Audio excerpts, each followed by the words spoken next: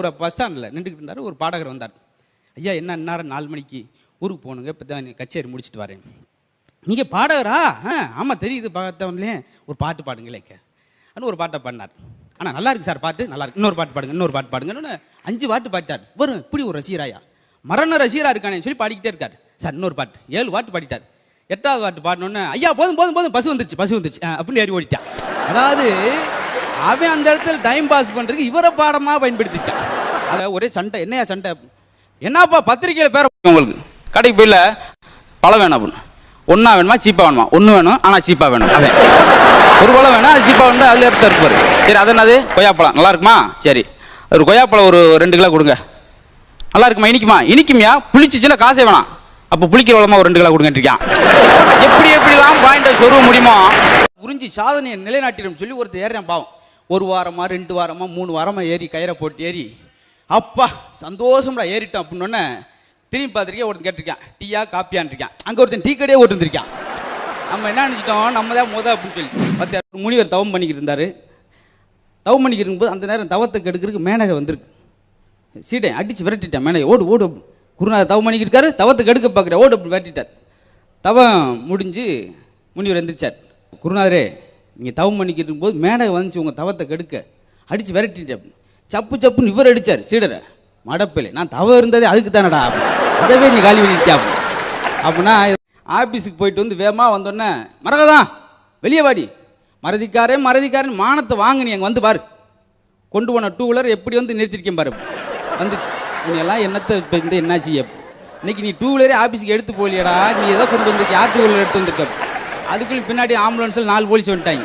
இது பாரு எப்படி பாரு, ஏன்னா மறந்துறதுல பயங்கர இப்படியெல்லாம் மறக்கேன்னு சொல்லி மெடிக்கலில் போனேன்.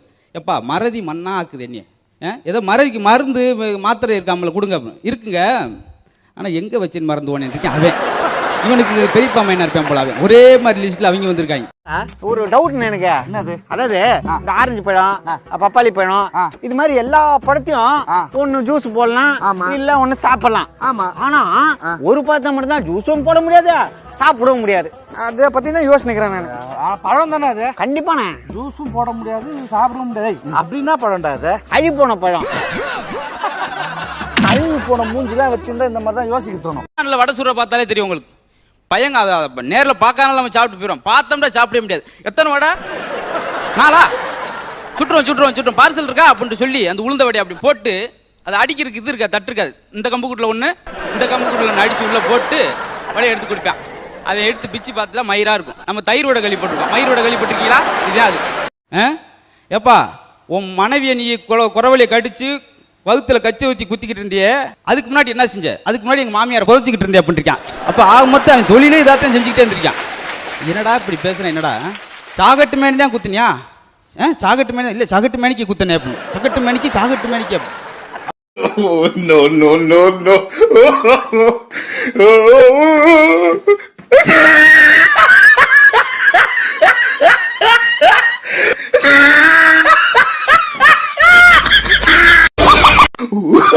Oh, no, no, no, no.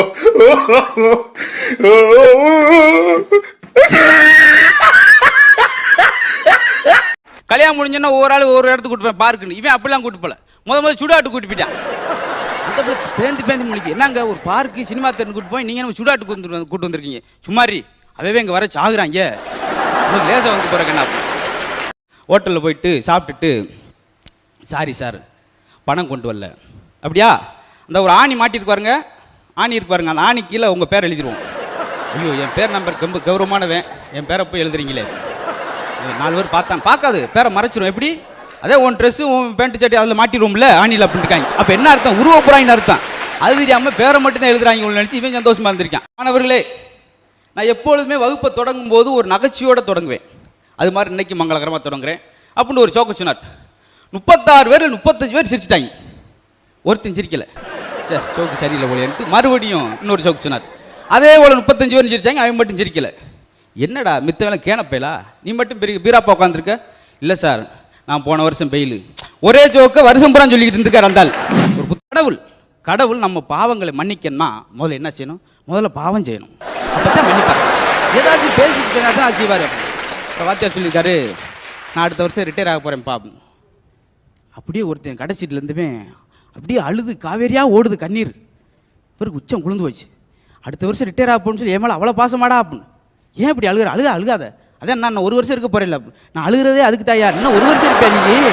இந்த ஒரு 2 வருஷத்துக்கே நாங்கள் பட்டுவாடு பெரும்பாடு. இன்னும் 1 வருஷத்துக்கு நீ இருப்பேன்டா. எங்களை என்ன போட்டு அடிச்சிருக்காரு. அடிச்சு மிதிச்சு காதெல்லாம் ரத்தம், மூக்கெல்லாம் ரத்தம், பிச்சு பிரிவு ராஸ்கல். அன்பா இருக்க பழகி அப்படின்னு இருக்காரு. இத்தனை அடி அடிச்சு காதுல மூக்க வரல ரத்த வரத்தை வச்சுட்டு அன்பா இருக்கணுமா. அதை எப்படி சொல்லியிருக்காரு பாருங்க.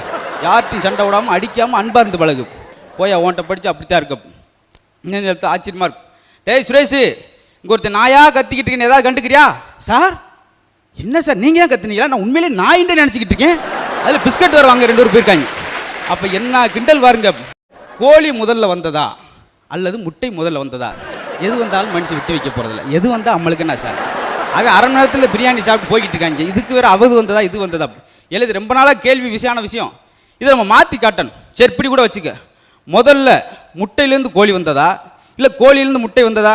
முட்டையிலேருந்து கோழி வராது, கோழி குஞ்சு தான் வரும். பிள்ளை இல்லாம பேசுங்க. இதான் அவனுக்கு சொல்லித்தராது.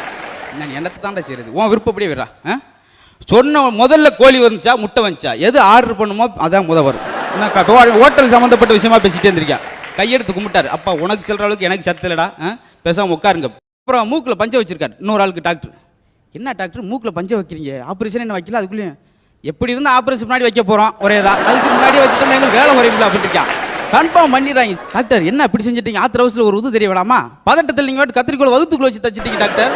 வேணா நீங்க இன்னும் இருங்க, நான் போஸ்ட்மார்ட்டத்தப்ப அதை எடுத்துக்கிறேன். இன்னும் பயப்படாங்க. போஸ்ட்மார்ட்டத்தப்ப ஏன் லேட்டு வகுப்பு கேட்பு. எங்க அப்பா அம்மாவுக்கு ஒரே சண்டை.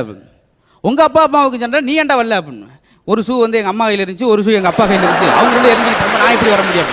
இப்படி விளாடுறது. அப்புறம் உட்கார வச்சுட்டு வாத்தியார் சொன்னார், சத்தம் போடாங்கடா, சத்தம் போடாங்க அப்படின்றாரு. இங்கிட்ட ஒரு பையன், சத்தம் போடாங்கடா. வாத்தியார் சத்தம் போட்டுக்கிட்டு இருக்காரு, பேசாம இருக்கா அப்படின்னு. எழுத்துக்கள் பல வகைப்படும். ஆயுதெழுத்து, மெய்யெழுத்து, உயிரெழுத்து, இதெல்லாம் கேட்க வேண்டிய எங்க தலையெழுத்து அப்படின்னா அந்த என்ன மூடி வச்சுட்டு முறுக்கு வியாபாரம் பண்ணி பழச்சிக்கிட்டு இருக்காரு பாவம். ஐயா நான் ஒரு 300 கோழி வளர்க்குறேன், ஏதாவது டிப்ஸ் கொடுங்க, அது 600 ஆக்குறக்கு. இப்படி செய், காலையில் அதை போடு, மாலையில் தான் போடு. அதே மாதிரி போட்டேன், 150 கோழி செத்து போச்சு. விறுவிறு வந்து என்ன ஓம் பேச்சுக்கிட்டு 150 கோழி செத்து போச்சு. அப்படியா? அந்த மெத்தட் சரிப்படாது. இப்போ ஒன்று சொல்றேன், ஆஸ்திரேலியா படிச்சதை அதை அப்படி செய், காலையில் அப்படி செய், மதியம் இதை போடு, பெரட்டு. சரி செஞ்சான், இருந்ததுல 75 கோழி செத்து போச்சு. என்னங்க நீங்க அப்படி செய்ய ரைட், அது ஒண்ணு ஒத்து வராது. இந்தியாவில் படிச்சு சொல்றேன், இப்படி செய் பாப்போம். பார்த்தா அதுவும் செத்து போச்சு. நாங்க இப்படி நீங்க படிச்சாலும் நினைச்சு உங்களை நம்பி வந்து இப்படி ஏமாத்திட்டீங்களே அப்படின்னு. என்னையா செய்யறது? என்கிட்ட சொல்றதுக்கு ஐடியா இருக்கு, உன்ட்ட கோழி இல்லையே அப்படின்னு இருக்கான்.